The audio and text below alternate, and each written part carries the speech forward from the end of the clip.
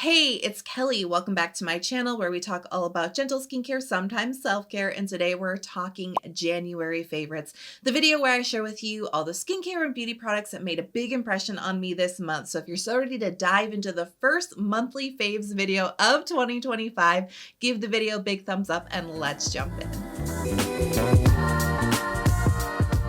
Avene Cicalfate Serum. Now, I actually started using this at the beginning of December last month and I was enjoying it, but I will say in January, it solidly became like a core part of my daily skincare routine, and I really rely on this serum because January, it is getting real, y'all. It is so cold, it is so dry. My skin is really feeling that deep winter, like, dehydration, tightness, dryness, irritation. My skin is looking a little bit more uneven and red as well. And this is just all the symptoms of deep winter. You know what I mean? I live in the upper Midwest. It's very cold. It's very harsh right now. January and February, worst months. But I will say I was getting a little bit like egotistical, like towards the beginning of like the end of December and like beginning of January. I was like, I don't know, maybe this winter is not going to be so hard. My skin's like in really good shape. It's feeling really like moisturized. My barrier feels strong. I'm not using tretinoin anymore. And then bam.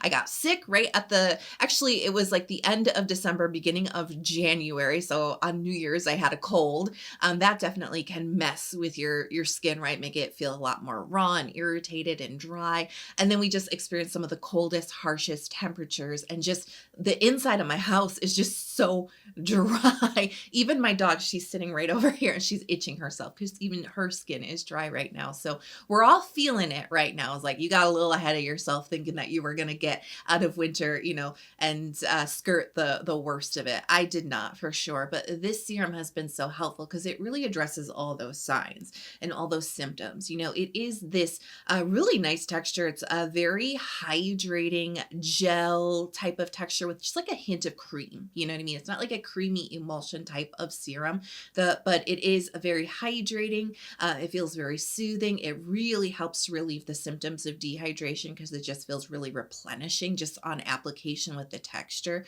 Great absorbency. And since I've been using the thicker Haru probiotics barrier essence that I talked about in last month's favorites video, which is much creamier and really rich and thicker, this has been like the perfect match. Like it just makes the routine so good, so replenishing, and just layers like a dream. But anyways, the Avene serum, lovely texture, very hydrating, very replenishing, but it's also very soothing as well. It really helps to reduce redness, which I've been noticing a lot more this month on my skin just because of the weather, right? The environment.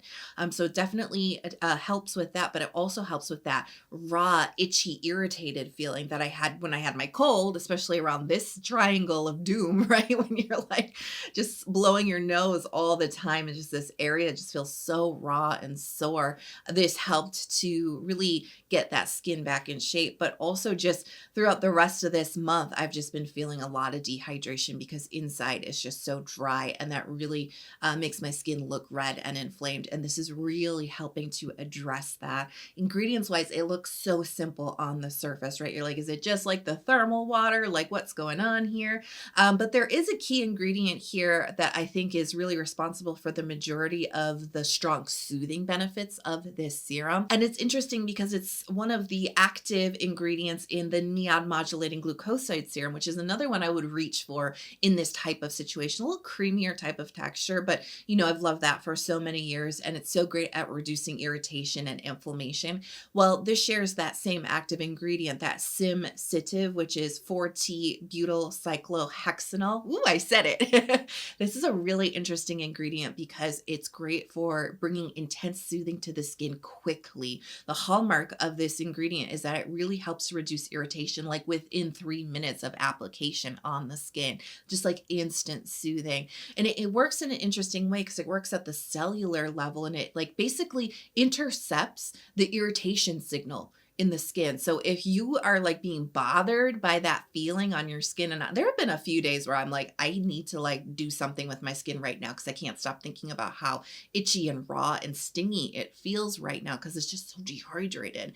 And this serum really just takes all of that away, that feeling, that annoyance, right? And that sensation on the skin. Really, really simple formulation here, but powerful, right? And so it's just been a really easy serum for me. Like I said, texture wise, it layers in beautifully with all the rest of my really creamy, very moisturizing products right now. It brings a lot of replenishing hydration into my skin, but it's reducing that uneven redness, that inflammation on my skin. It's also helping to address the irritation signal itself, right? That gnawing feeling in my skin. And it's just helping me get through this period. Like it would be unlikely. I know I said I was getting a little egotistical and getting ahead of myself. It's unlikely that I would escape through winter without, some of these symptoms, right? And so the serum's just really helping me get through. But it's not a specifically winter type of serum because the texture is really pleasing. So even if you're not suffering with a lot of dryness, but you do get some irritation from dehydration symptoms, I think you'll really like this one. Or if you have a lot of redness on your skin,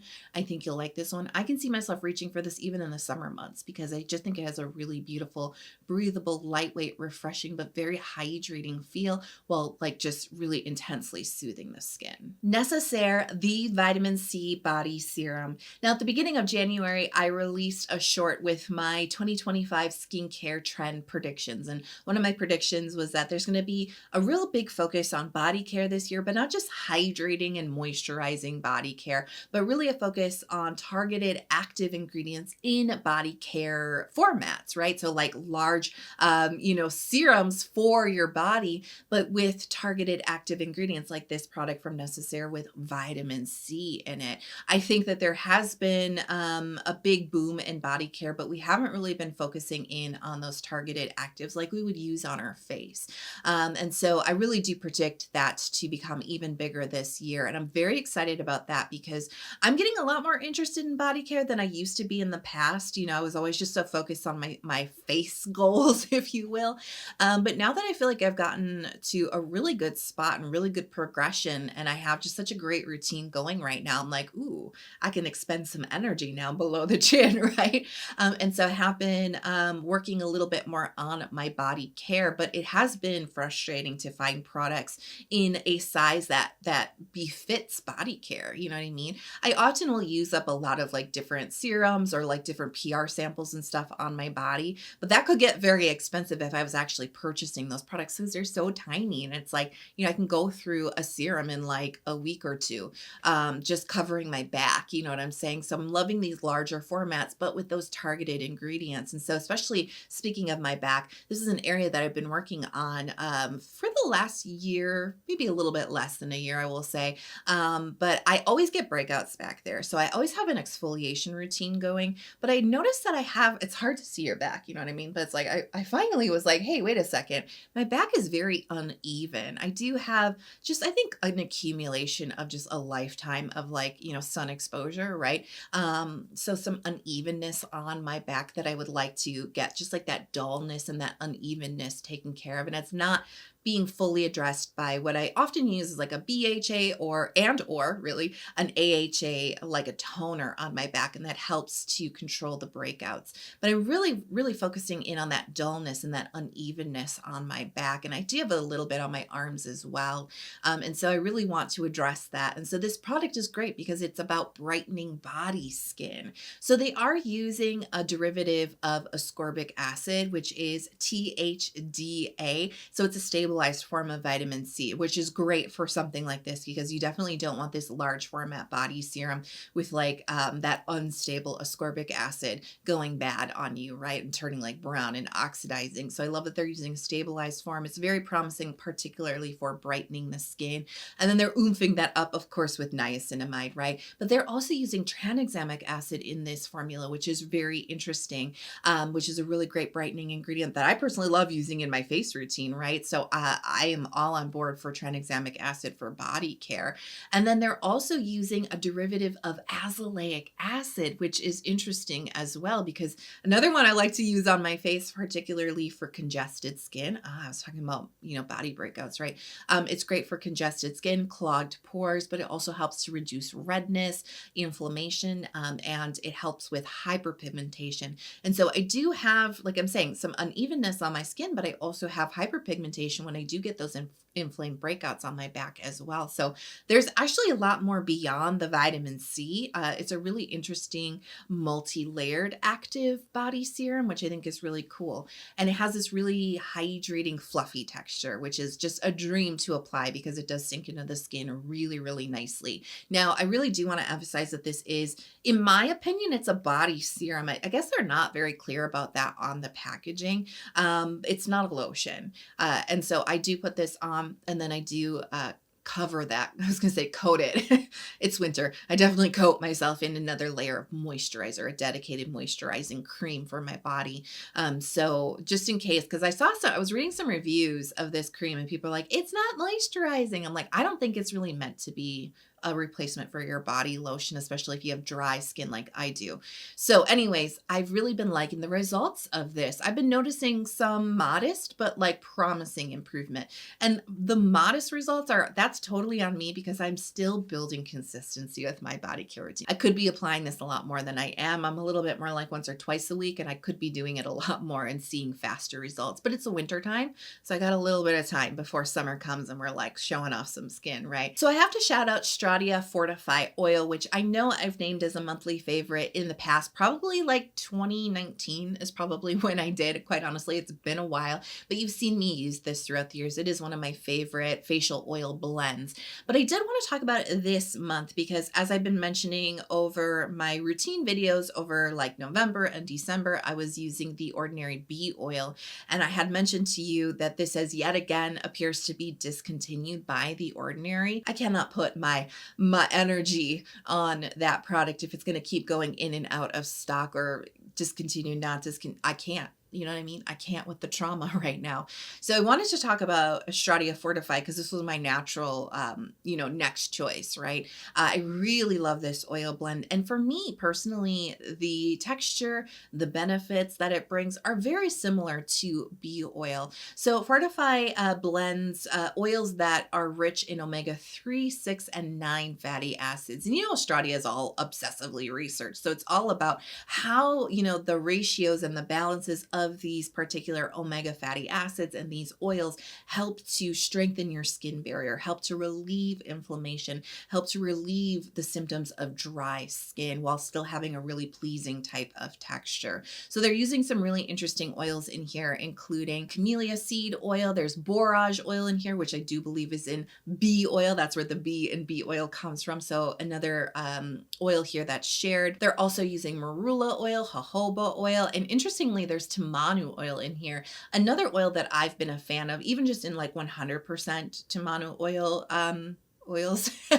I've really enjoyed that one because it's great for reducing inflammation, and it also can help to brighten up the skin a little bit too. So it's a really beautiful blend of some really interesting oils in here. It's a medium type of texture, and it's very nourishing. It's very rich. It's very helpful for dry skin, which, as I've said, I definitely am experiencing some straight up dry skin right now. So this is also one of those products that's really been saving my skin on a daily basis. And I use this just like all my other oils. I will mix it into Stratia Lipid Gold.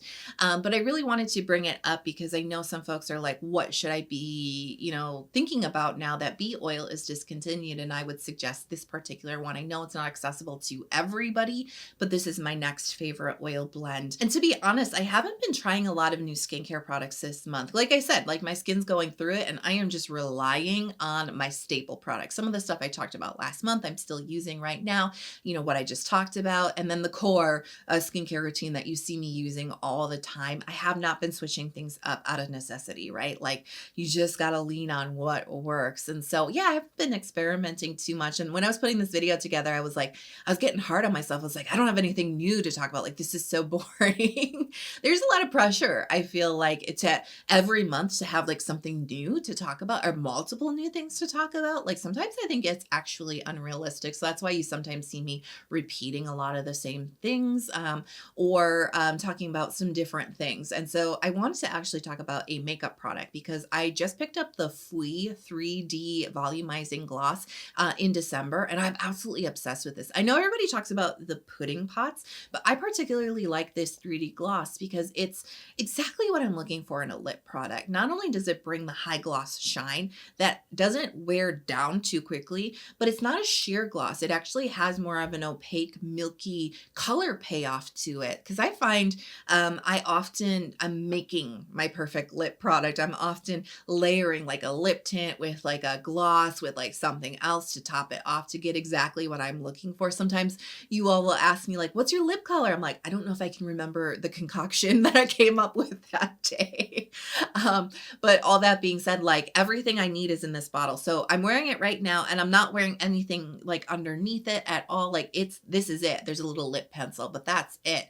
And I really, really like this color. So it's vanilla 70% saturation. Interesting with this one, they are offering the same colors in different saturations. So there's a lighter one. I want to say it was like maybe 20 or 30%, maybe a little bit more sheer, but I'm not looking for sheer. The 70% gave me exactly what I was looking for, which is so great. It's this milky, like pinky beige type of color. I really like how it looks. I love the high gloss. I put this on, like, look at how glossy it is. I put this on, I'm looking at the clock right now, over an hour ago. And I've been talking and I've been drinking water. You know what I mean? I've been like going through this whole filming process and I haven't had to top it off at all. So I find the shine lasts. And that's a hard thing with these like more opaque type of glosses. I feel like the shine wears down very quickly. Or like I said, I've been drinking quite a bit of water in between takes and it's not wearing down. And that's the beauty for me personally with Korean lip products. No matter the formula, I just feel like they always have this longer lasting quality to them than Western lip products too. It's interesting. There are some things that I will only do Western brands for when it comes to cosmetics and like makeup, right? And then there's some things that I will only do Korean, and lip products are usually for me the one where I'm like K-beauty almost exclusively with my lip products. So for this month's self-care corner, I wanted to talk about a word that's actually been coming up for me a lot, which is soften. Now, this is a really interesting companion to last month's self-care corner when I talked about embracing change, even when it's difficult and hard and feels challenging. The year started off with a whimper, not with a bang, and it's slowly been gaining momentum, but there has been a lot of change and challenge, I think, too, in the air. And when we kind of come up against that type of energy, there can be a lot of resistance because it's hard, right? And I talked about that last month for sure, where, change feels like a challenge, which feels like, you're going through a trial, right? And when you're in that energy, it's so common to just put your walls up. And I'll say that, putting up your walls and putting up your guard, I feel like so many people have been doing this collectively of this like era of years that we've been in. Because, I was going to say like just last few years, but no, I feel like we've been going through an era of just like collectively so many people hardening in our interactions with each other, how we are online, how we are with people in real life. Like we just go about the world in a very hardened state. Everybody talks about how divisive everything is. It's not just politics these days anymore, right? But I think it's because we're all putting our walls up because we've all gone through something that has made us feel unsafe, and we put the walls up for our own survival and everything, but we don't remember to take them down. And so I think so many of us go through life with these walls. And the analogy that I've heard is like when you do that, it's like you're putting a box over yourself. And now you're in this container, right? And it's good. It's protective. But then we go out into the world and we try to interact with people, and they all have boxes over themselves as well, right? And now we're all bumping into each other box to box, but we're not really making true connection. We're not really, forming meaningful, deep relationships with each other. We're not really forming those bonds because there's a box in between both of us, right? There's a loneliness epidemic right now. And I truly, in my heart, believe part of the problem is this box thing, these walls, this hardening that we're all doing, because the world and life is so hard. And in order to survive, at some point, we do have to put up our walls. But in order to survive, at some point, we have to take them down as well. And so that's what I've been exploring, not just this month, but for a while now, quite honestly. And I always say, shine your light, keep shining your light. You can't shine your light if you have a box over your lamp. Yeah. You see what I'm saying? So interesting.